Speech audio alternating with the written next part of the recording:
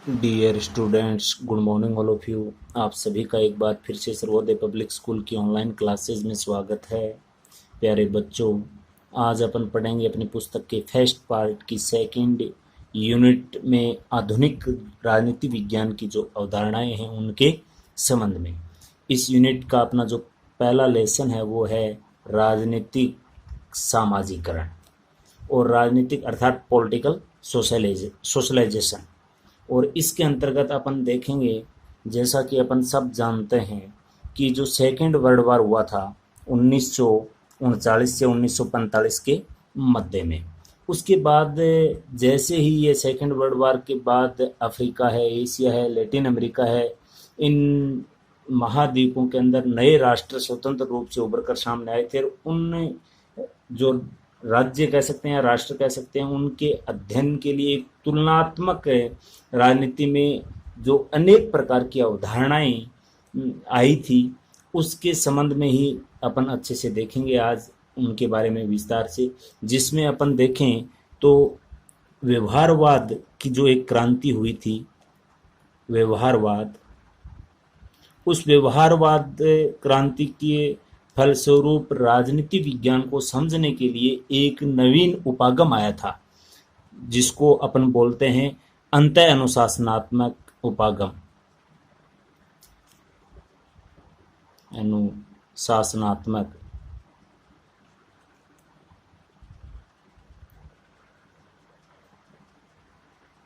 उपागम। और इस उपागम के अंतर्गत एक प्रकार से अपन कह सकते हैं कि इसका अर्थ था एक प्रकार से कि राजनीति विज्ञान को अन्य विषयों के साथ जोड़कर पढ़ा जाए या उसको समझा जाए, या अपन यूं कह सकते हैं कि राजनीति विज्ञान को समझने के लिए जो नवीन उपागम आया था व्यवहारवाद के बाद, वो आया था अंतः अनुशासनात्मक उपागम। जो व्यवहारवाद, इसके बारे में अपन ने 11th क्लास के अंदर विस्तार से पढ़ा था। कुछ पार्ट अपने 12th क्लास में भी है, उसको भी अपन पढ़ेंगे, जिसमें अपन ने, आपको ध्यान में है तो अपन ने पढ़ा था, एक तो व्यवहारवाद, एक उत्तर व्यवहारवाद। उसी व्यवहारवाद उपागम के अंतर्गत ही एक नवीन उपागम आया था राजनीति विज्ञान को समझने के लिए, वो था अंतः अनुशासनात्मक उपागम। और इसका अर्थ होता है राजनीति विज्ञान को अन्य विषयों के साथ जोड़कर पढ़ना, या अपन कह सकते हैं कि अन्य विषयों के साथ रिप्रेजेंट राजनीति विज्ञान को किस प्रकार से किया जाए, उसके साथ किस प्रकार से संबंध स्थापित किया जाए। जैसे कि इस अंतः अनुशासनात्मक उपागम के कारण ही यह अपना राजनीतिक सामाजिकरण आया। एक लेसन अपना होगा राजनीतिक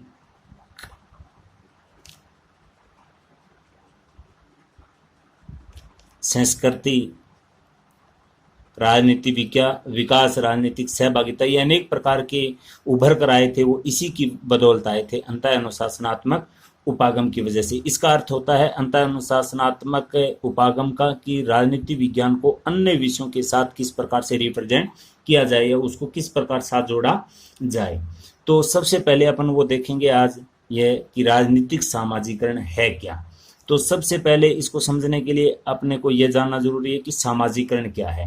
तो सामाजिकरण के संबंध में अपन अच्छे से जानते हैं, जहां अपन रहते हैं वो अपना क्या है, समाज है। अपने समाज के अंदर अपन अच्छे से जानते हैं कि अपने समाज में निरंतर नई नई बातें अपने को सीखने को मिलती है। अर्थात अपन कह सकते हैं कि आज अपन जहाँ कहीं पे भी हैं, जिस स्थिति में हैं, जितने भी अपने को ज्ञान है, या अपन कह सकते हैं अपन ने आज तक जितना भी सीखा है वो पूरा का पूरा किस में रहकर सीखा है, समाज में रहकर सीखा है। तो समाज है वो अपने को कुछ नया करने के लिए समाज में जो रीति रिवाज हैं उसको अपन कह सकते हैं कि एक प्रकार से सिखाने का काम करता है। तो सामाजिकरण की परिभाषा अगर अपन देखते हैं तो ये एक प्रकार से अपने समाज के अंदर, और समाज में आपको फिर से बता रहा हूँ कि समाज वही है जहाँ अपन रह रहे हैं, चाहे आप गांव में रह रहे हैं, किसी ढाणी में रह रहे हैं, या किसी कस्बे में रह रहे हैं, या किसी बड़े शहर में या किसी महानगर में रह रहे हैं, तो वो अपना जहाँ अपन चारों ओर अपन देखते हैं, जहाँ से अपने को कुछ सीखने को मिलता है, वो अपना क्या है, समाज है। और समाज में निरंतर चलने वाली जो प्रक्रिया है, जिसके माध्यम से व्यक्ति अपने समाज के अंदर जो रीति रिवाज हैं, परंपरा हैं, मूल्य हैं, उनकी जो मान्यताएं हैं, अर्थात अपन कह सकते हैं समाज की संस्कृति को अंगीकृत करते हैं अपन, और अपन एक प्रकार से क्रियाशील मनुष्य बनते हैं, या अपन कह सकते हैं क्रियाशील अपने को, अपना समाज अपने को बनाता है। जैसे अगर अपन उदाहरण की दृष्टि से समझें तो जैसे एक छोटा बच्चा होता है, उस बच्चे को किस प्रकार से बड़ों के साथ व्यवहार करना चाहिए, किस प्रकार से छोटों के साथ करना चाहिए, अपने जो आराध्य देव हैं उनकी किस प्रकार से पूजा की जानी चाहिए, कैसा अपना पहनावा होना चाहिए, कैसा अपना खान पान होना चाहिए, किस प्रकार से अपन रह रहे हैं, या अपन रहन सहन का जो तरीका है वो पूरा का पूरा अपन किससे सीखते हैं, समाज से सीखते हैं।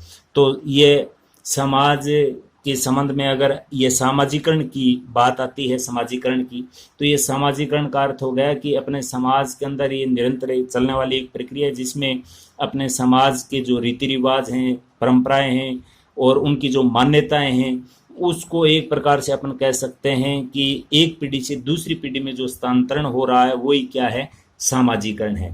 जैसे आपको मैंने उदाहरण बता दिया, एक बच्चा जो बोलता है, बोलना सीखता है, किस प्रकार से दूसरों के साथ व्यवहार करता है, ये पूरी की पूरी बातें अपन कहाँ से सीखते हैं, अपने समाज से सीखते हैं। तो ये होगी सामाजिकरण की परिभाषा। और अगर अपन बात करते हैं राजनीतिक सामाजिकरण की, तो अपन ये तो खान पान, रहन सहन, बोलना, ये तो सब आ जाती है किसके अंदर, अपने सामाजिकरण के अंदर।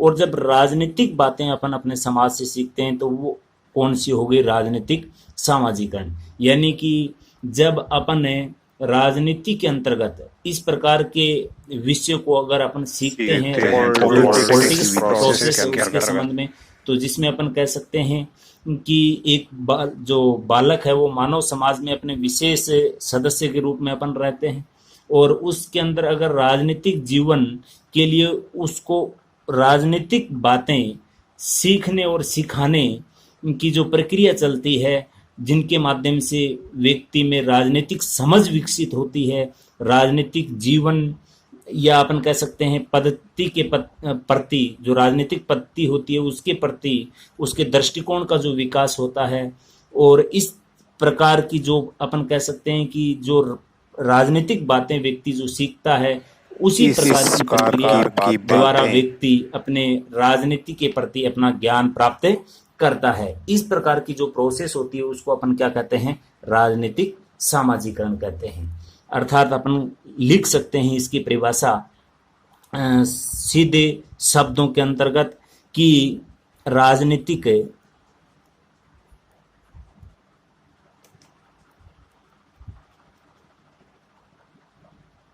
सामाजिकरण राजनीतिक संस्कृति को एक पीढ़ी से दूसरी पीढ़ी में स्थानांतरित करने का एक साधन है। यानी कि जब कोई व्यक्ति या अपना कोई मित्र या कोई अपना गुरु या अपन कह सकते हैं जो पॉलिटिक्स होते हैं, जो नेता हैं, उनसे अपन या अपन समाज के अंदर रहकर जिस प्रकार अपने सामाजिक बातें सीखते हैं, उसी प्रकार से अपन राजनीतिक बातें सीखते हैं, जो अपन कह सकते हैं कि जो अपन पहले से विद्यमान जो पॉलिटिक्स के ज्ञाता होते हैं या उनको जिसके अंदर राजनीतिक सूझबूझ होती है, उनसे अपन राजनीतिक बातें सीखते हैं। तो उस पीढ़ी से अपने पास आ रही है और अपने से आने वाली आगे की पीढ़ी के पास जाएगी, तो वो एक प्रकार से अपन क्या कह सकते हैं, वो तब राजनीति का क्या हो रहा है, सामाजिकरण हो रहा है। और अगर अपन देखते हैं, अगर ये इस प्रकार से पीढ़ी दर ये जो राजनीतिक सामाजिकरण हो रहा है, या अपन कह सकते हैं कि राजनीतिक सूझबूझ की जो ये प्रोसेस है, एक प्रकार से ये अपन कह सकते हैं कि राजनीतिक ज्ञान है वो एक पीढ़ी से दूसरी पीढ़ी में स्थानांतरण हो रहा है, तभी एक प्रकार से जो राजनीतिक व्यवस्था है वो सुचारू रूप से अपनी चलती रह सकती है। और इस अर्थ में अगर अपन देखते हैं, अपन अगर हिंदुस्तान के संदर्भ में इसके समक्ष बात करते हैं राजनीतिक सामाजिकरण की, तो अपने को जो राजनीतिक सामाजिकरण के अंतर्गत जो सिखाया जाता है वो सिखाया जाता है लोकतांत्रिक व्यवस्था के बारे में। लोकतांत्रिक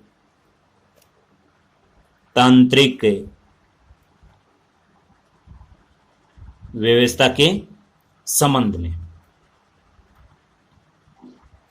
और लोकतांत्रिक व्यवस्था के संबंध में जो बातें सिखाई जाती है वो सिखाई जाती है एक प्रकार से लोकतांत्रिक व्यवस्था के अंतर्गत ये अपने इसके अंतर्गत लोकतांत्रिक व्यवस्था में अपने को ये सिखाया जाता है कि लोकतंत्र किस प्रकार से एक प्रकार से सभी लोगों में जो समानता का अपने को अधिकार मिलता है, या लोकतांत्रिक समाज के संबंध में किस प्रकार से अपने को आगे बढ़ना चाहिए, किस प्रकार से एक प्रकार से स्वतंत्र समाज की अपने हिंदुस्तान के अंदर बात होती है, वो पूरी की पूरी व्यवस्था जो सिखाई जाती है वो अपने देश या अपन कह सकते हैं अपने देश के अंदर सिखाई जाती है। और अगर दूसरी साइड अगर अपन बात करते हैं चाइना की, तो चाइना में अपन अच्छे से जानते हैं साम्यवादी व्यवस्था है। तो साम्यवादी व्यवस्था है तो वहाँ के नागरिकों को साम्यवादी बातें सिखाई जाती है पॉलिटिक्स के अंदर। और हिंदुस्तान को अगर अपन देखते हैं तो हिंदुस्तान के अंदर लोकतांत्रिक बातों को लोगों को सिखाया जाता है। और इस प्रकार की जो प्रोसेस होती है, जब अपन राजनीतिक सूझबूझ या पॉलिटिक्स से जो रणनीतियां होती हैं उनको अपन जो अपने समाज में रहकर बड़ों से जो अपन सीखते हैं वही क्या है, राजनीतिक सामाजिकरण है। और राजनीतिक सामाजिकरण की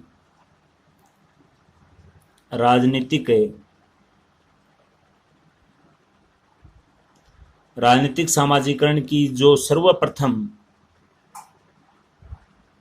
बात की थी वो की थी हर्बर्ट साइमन ने।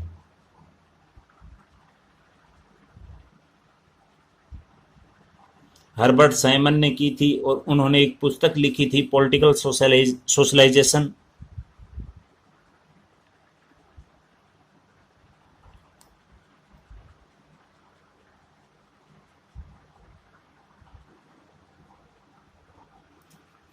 पॉलिटिकल सोशलाइजेशन पुस्तक के अंतर्गत हर्बर्ट साइमन ने यह स्पष्ट किया था राजनीतिक सामाजिकरण के बारे में कि राजनीतिक सामाजिकरण वह प्रोसेस है जो राजनीतिक संस्कृति को एक पीढ़ी से दूसरी पीढ़ी में क्या करती है, स्थानांतरण करती है। तो यह अपन को रखना है ध्यान में कि राजनीतिक सामाजिकरण की जो सर्वप्रथम अवधारणा दी थी वो किसने दी थी, हर्बर्ट साइमन ने। किस पुस्तक में, पॉलिटिकल सोशलाइजेशन के अंतर्गत। और इसी संबंध में एक दूसरा विद्वान का भी नाम आता है आमंड व पावेल का। आमंड व पावेल ने भी इस राजनीतिक सामाजिकरण के बारे में बताया था। उन्होंने कहा था कि राजनीतिक सामाजिकरण वह प्रक्रिया जिसके माध्यम से राजनीतिक संस्कृति में क्या किया जाता है, प्रवेश किया जाता है। यह भी आपको ध्यान में रखना है कि राजनीतिक सामाजिकरण वह प्रक्रिया है जिससे राजनीतिक संस्कृति में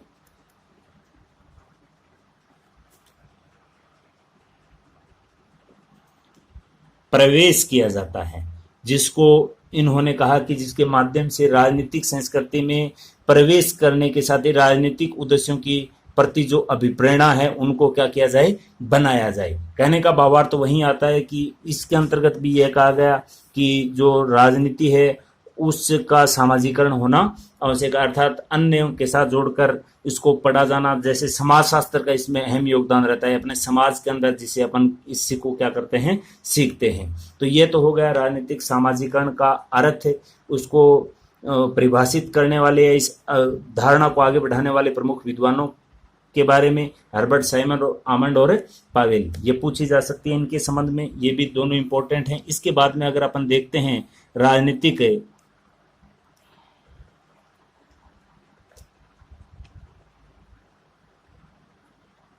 सामाजिकरण के प्रमुख जो साधन हैं उनके संबंध में, अगर राजनीतिक सामाजिकरण के जो प्रमुख अगर अपन साधनों की बात करते हैं तो उसमें आता है अपना परिवार, क्योंकि परिवार से अपन सब कुछ सीखते हैं। प्रारंभिक जो शिक्षा है वो अपने को परिवार से ही मिलती है।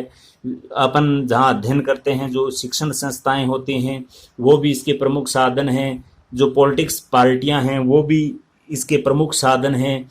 जो विभिन्न सामाजिक संस्थाएं चल रही हैं,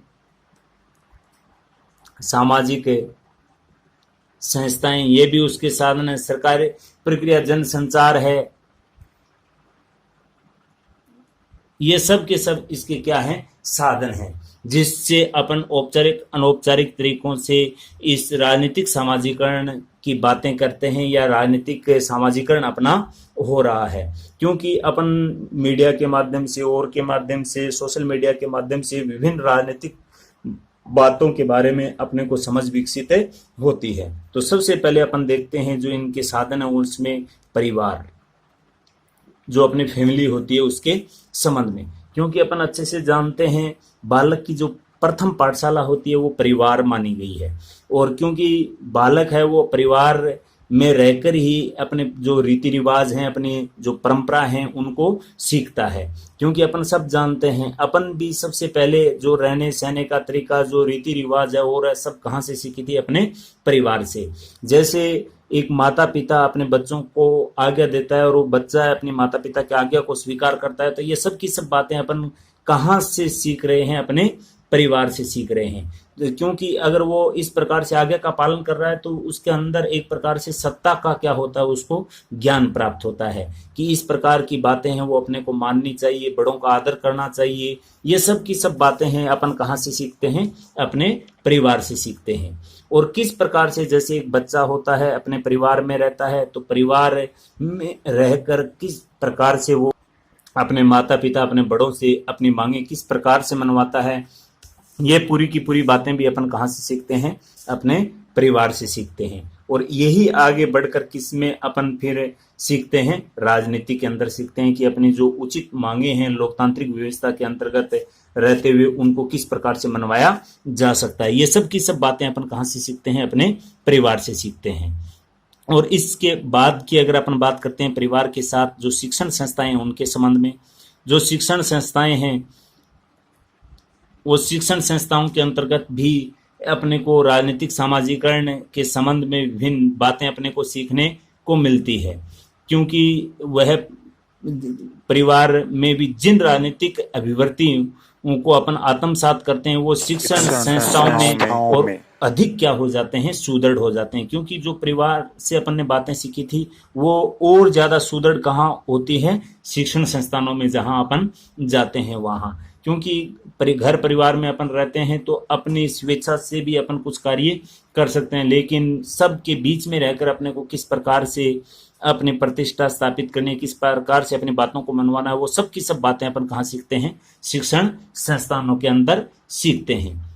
और अगर अपने, क्योंकि अपने घर में तो लगभग अपने अनुकूल ही स्थिति स्थापित हो जाती है, लेकिन जब अपन बाहर जाते हैं अपने साथियों के साथ वहाँ रहते हैं तो उसके साथ किस प्रकार से अपने को अनुकूल होना है, ये सब की सब बातें हैं और अपने कहाँ सीखते हैं? अपने शिक्षण संस्थानों के अंतर्गत सीखते हैं। क्योंकि बालक की शिक्षा में जितनी ज़्यादा अपन कह सकते हैं कि एक प्रकार से रुचि ज़्यादा होगी, बच्चा जितना ज़्यादा शिक्षित होगा उसमें एक संभावना है वो भी ज़्यादा बढ़ जाती है कि राजनीति में भी उसकी रुचि क्या होगी? ज़्यादा होगी। और जो राजनीति का ज्ञान है वो भी अपने को विद्यालय में मिलता है। विशेषकर जो 11th और 12th के बच्चे होते हैं उनके पास अगर जो विषय है पॉलिटिकल साइंस उन्होंने अगर वो चुना है तो उसमें और भी ज़्यादा बेहतरीन तरीके से सीख सकते हैं। और इसी संबंध में जो शिक्षण संस्थाएं हैं उसमें अपना पाठ्यक्रम कैसा है और उसकी जो मित्र मंडली है बच्चों की वो कैसी है, शिक्षकों का राजनीति के प्रति जो एक प्रकार से दृष्टिकोण है वो कैसा है, ये सब के सब अपने को किस में प्रभावित करते हैं? राजनीतिक सामाजिकरण में करते हैं। और ये सब की सब बातें किस में आती है? शिक्षण संस्थानों के अंतर्गत आती है। फिर अगर अपन बात करते हैं इन्हीं साधनों में, तो जो पॉलिटिकल दल होते हैं, राजनीतिक दल उनमें भी प्रत्येक जो राजनीतिक दल होते हैं उनकी अपनी अपनी अलग अलग विचारधाराएं होती हैं, अलग अलग उनकी नीतियां होती हैं। तो वो किस प्रकार से राजनीतिक सामाजिकरण करते हैं ये उनकी कार्यशैली, उनकी नीतियों पर निर्भर करता है। यद्यपि अपने देश के अंदर जो लोकतांत्रिक व्यवस्था है और कहीं अगर दूसरी साइड अगर अपन देखते हैं तो अपने पड़ोसी देश है चाइना, उसके अंदर साम्यवादी व्यवस्था सबसे ज़्यादा प्रभावी है। तो ये जो राजनीतिक दल हैं इनकी भूमिका भी अलग अलग रहती है। ऐसे में जो अपने सामाजिकरण की बात आती है तो उनके साधनों पर राज्य का एक प्रकार से अपन कह सकते हैं कठोर नियंत्रण होता है। तो ये भी एक प्रकार से अपन कह सकते हैं कि राजनीतिक सामाजिकरण की प्रक्रिया को क्या करते हैं, प्रभावित करते हैं। साथ में ही अगर अपन बात करते हैं जो अपने राष्ट्रीय प्रतीक होते हैं, जैसे अपना राष्ट्रीय ध्वज है, राष्ट्रीय गीत है, जो अपनी सेना की परेड होती है गणतंत्र दिवस और स्वतंत्रता दिवस के कार्यक्रम के दौरान, तो इससे भी अपने को बहुत कुछ सीखने को मिलता है पॉलिटिक्स के बारे में। और उसके बाद अगर अपन बात करते हैं जन संचार के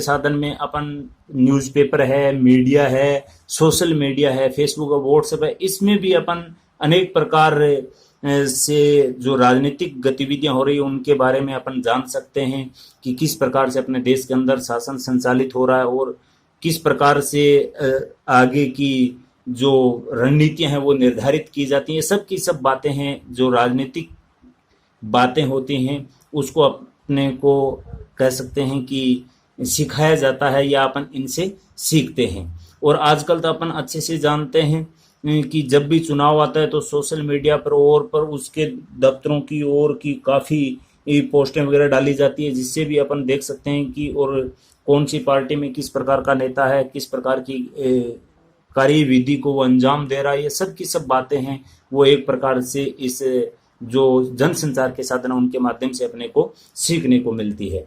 क्योंकि अपन अच्छे से जानते हैं भारत में तो ऐसा माना जाता है कि चुनाव वो जिस समय होता है तो मीडिया के दफ्तरों में से ही लड़े जाते हैं एक प्रकार से, क्योंकि मीडिया में काफ़ी बहस चलती है, डिबेट होती है, उससे काफ़ी लोगों को एक प्रकार से उनके संबंध में जानकारी प्राप्त हो जाती है। तो ये एक छोटा सा अपना लेसन था राजनीतिक सामाजिकरण के बारे में, जो इम्पोर्टेंट लेसन है, इससे हर बार क्वेश्चन पूछा जाता है। तो सबसे पहले तो आपको ध्यान में रखना है राजनीतिक सामाजिकरण का अर्थ और उसके जो प्रमुख साधन है उसको प्रभावित करने वाले उसके संबंध में, ये दो इसमें महत्वपूर्ण क्वेश्चन बने रहे हैं। तो सबसे पहले सामाजिकरण को ध्यान में रखना है, जो समाज में अपनी गतिविधियां, जो अपने रीति रिवाज हैं, रहन सहन का तरीका वो सीखते हैं। इसी प्रकार से राजनीतिक भी संबंधों की अगर अपन बात करते हैं राजनीतिक सामाजिकरण के संबंध में, तो राजनीतिक जो बातें अपन सीखते हैं, जो राजनीतिक संस्कृति है उसका एक पीढ़ी से दूसरी पीढ़ी में स्थानांतरण हो रहा है, उसको अपन क्या कहते हैं, राजनीतिक सामाजिकरण। और इसकी जो सबसे पहले बात की थी वो की थी हर्बर्ट साइमन ने अपनी पुस्तक पॉलिटिक्स या पॉलिटिकल सोशलाइजेशन के अंदर। और इसमें यही इन्होंने परिभाषा दी थी हर्बर्ट साइमन ने कि जब राजनीतिक संस्कृति को एक पीढ़ी से दूसरी पीढ़ी में स्थानांतरण करने की बात आती है तो उसको अपन क्या कहते हैं, राजनीतिक सामाजिकरण। और आमंड व पावेल ने कहा था कि एक पीढ़ी से दूसरी पीढ़ी में जब एक प्रकार से राजनीतिक संस्कृति का क्या होता है, प्रवेश होता है, उसको अपन किस नाम से जानते हैं, राजनीतिक सामाजिकरण। फिर इसके बाद में अपन ने देखा है राजनीतिक सामाजिकरण के जो प्रमुख साधन है उनमें परिवार आता है, शिक्षण संस्थाएं आती हैं, जनसंचार के साधन आते हैं, सामाजिक संस्थाएं आती हैं। ये सब को सब अपन कह सकते हैं इसको प्रभावित करने वाले क्या हैं, कारक हैं। तो इसको भी आपको ध्यान में रखना है। यह लेसन अपना आज कंप्लीट होता है, इसके बाद में पढ़ेंगे अपन आगे की नेक्स्ट कक्षा में। आज के लिए इतना ही, धन्यवाद।